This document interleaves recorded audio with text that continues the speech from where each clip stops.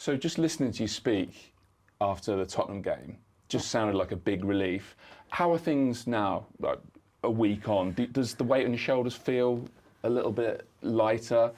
Yeah, I mean, it's been a tough week for the club in general, but certainly off the back of the performance and the result on Sunday, I think we're in a better place. We've turned things around from our 2 defeats, of course, and it was important to get back to winning ways. But like I said, it's as easy it was to win a game, we can also lose a game. We're not too good to lose, so the next game absolutely matters, and you know we have to keep the momentum.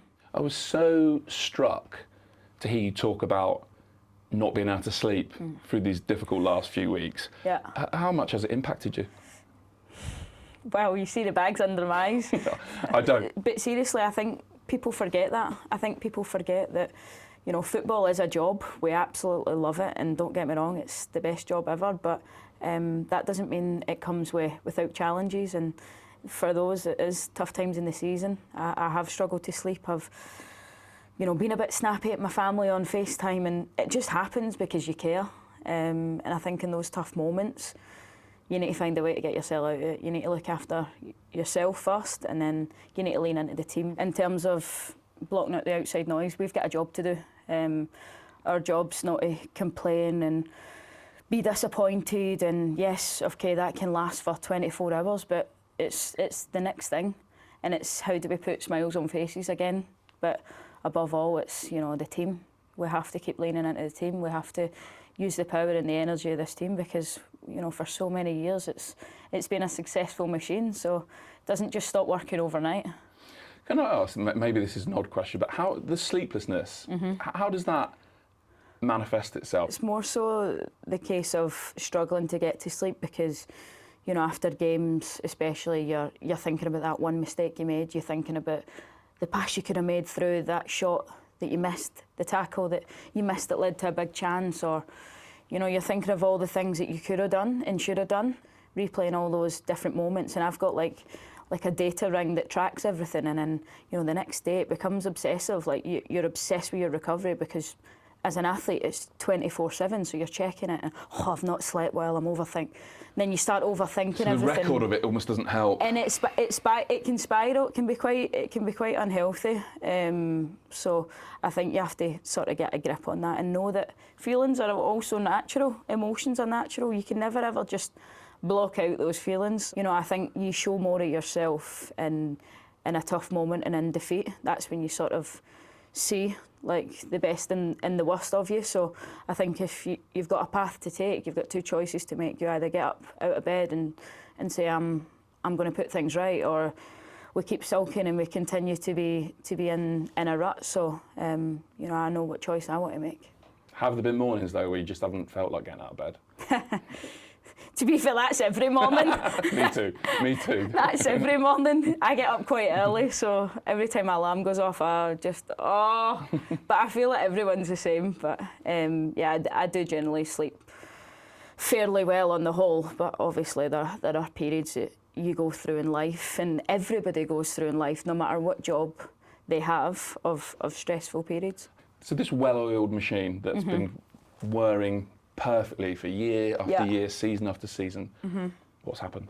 It's football. Like to do what we did was unprecedented, and it's just a bump in the road. Like we're still in 3 trophies. Yes, the league might be out of reach. I think, you know, that's not a realistic thing to say. It's gone, is it? Yeah. It might be out of reach. Yeah. It might be out of reach, and all we can do is try and win every single game. Is it going to be enough if Manchester City win every single game, or even the others? No, it's not going to be enough. So all we can do is focus on the games that we've got ahead and upcoming. And like I say, we've still got a cup final to play for in a few weeks. We've still got the Champions League to play for. We're still in the FA Cup. So there's so much like positive things. We're not immune to losing games, and I think that's important to say. Like it's football. It's the unpredictability. You see it in the Premier League happening. You've seen it all across the world. These things happen. So we just need to get ourselves back on track. Because it was inevitable. Like other teams are investing. Other teams we're always there or thereabouts. Like I wouldn't say we were absolutely dominant all the 6 years. Like, there was times where we stole it from Manchester City as well. Like, that's important to say. Like, we stole the title from them, and they'll even say that. So we just found a way to win then. So I think we need to get back to that. How's the manager been? Yeah, present, chatting a lot. Like to analyse. She's over the last few weeks, we've been looking at our shortcomings, having some also frank conversations with management as well as amongst the players. And I think it's important we're open about our shortcomings the last few weeks, because that's not what people have seen for so long. That's not what we expect of ourselves. And I think we've all, including the manager, looked at where we could have done better. I mean, I'm sure she'll tell you that, because she's quite a reflective person. So as long as we shared that and we brought it to the table, we can do something about it. What are your shortcomings? I think it's sort of no secret that we've not been as efficient in front of goal. We're not getting in the right areas. We're not getting enough sort of numbers in the box. Our quality hasn't been there in front of goal. Our composure, we've maybe lacked that. And I think another point is, like, we've not won enough duels this season. I think the stats don't lie. I think we need to, you win those, and those are your basis to go and attack and to perform well and to win the ball up in higher areas. So that's definitely something we want to improve. Does the manager signing a new contract help the players? Does it help the group? It feels like it gives some clarity on what the path ahead's going to be. Well, it's certainly clarity, because we try and ignore the outside noise. There's always just so much outside noise, but there's certainly clarity in the sense that that's a manager. She's going to be here for the next few years. This is how she wants to play. This is what she wants to do. And you're either with it or you're not. I guess on the flip side, Yeah. how sorry were you to see Paul Green leave the club this Yeah, week? I mean, head of women's football. I think you put something on Instagram, Yeah. gave you your first professional contract, and obviously a huge part of the success you've had. Yeah, I mean, terribly sad to see that. Paul's been such an integral part.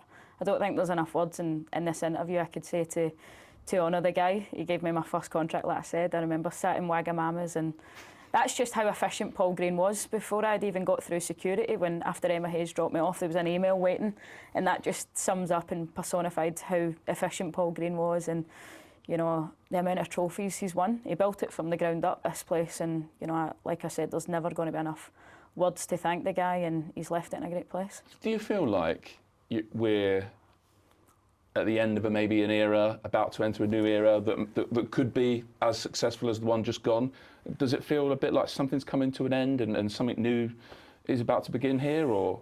Yeah, I mean, I felt that when obviously Emma left, it felt like the end of an era, because she was there for so long. Of course, things are changing. Change is inevitable. Like, I lose teammates each year. I lose best friends that I've gained through football. So, things happen and football moves, so you have to be willing to move with it. But of course, it does certainly feel like that. But as a football player, I want to be part of more success. And of course, you are and have been a great side. Doesn't sound like you're ready to go away anytime soon. No, I mean, for as long as I'm a Chelsea player and as long as I've got a Chelsea shirt on the front and wearing a Chelsea badge, I'll give 100%.